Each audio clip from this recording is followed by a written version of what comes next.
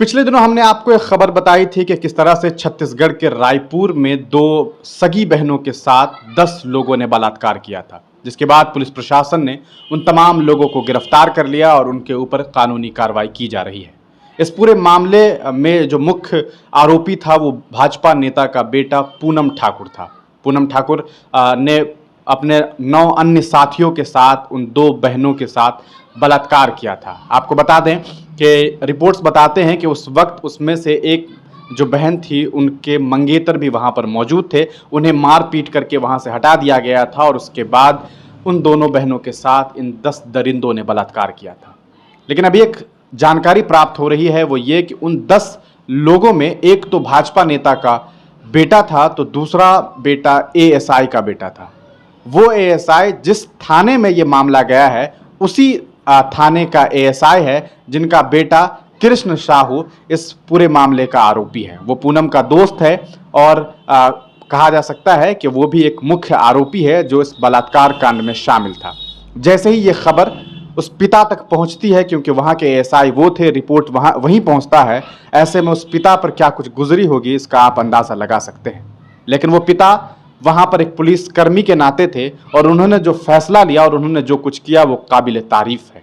उन्होंने सबसे पहले खुद इस पूरे मामले की जांच पड़ताल शुरू की और खुद ही अपने बेटे को लॉकअप में बांधा और उसे ले करके आए और उसे ला करके लॉकअप में बंद कर दिया।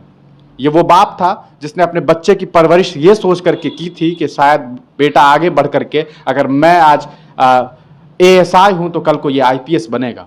लेकिन शायद वो बच्चा जो है उस बाप की कह सकते हैं परवरिश को नहीं मान सका और वो ऐसे गंदे लोगों के बीच में चला गया जिसके साथ मिलकर के उसने ऐसी गंदी हरकत की जो इस समाज के लिए, इस देश के लिए कतई काबिल बर्दाश्त नहीं है। उस एएसआई ने न सिर्फ उसकी गिरफ्तारी की बल्कि उसे ये लगा कि अगर मैं यहाँ पर मौजूद रहूंगा तो शायद मैं अपने बेटे की मदद न कर दूं।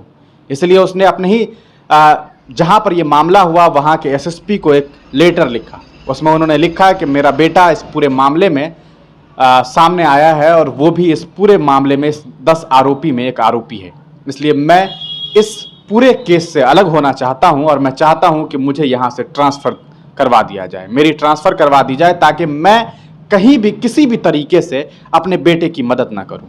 और यही वजह है कि उन्होंने एसएसपी को एक लेटर लिखा और एसएसपी ने उनकी बात को कबूल की और अभी वो गुजगहन थाने में उनका ट्रांसफर कर दिया गया है।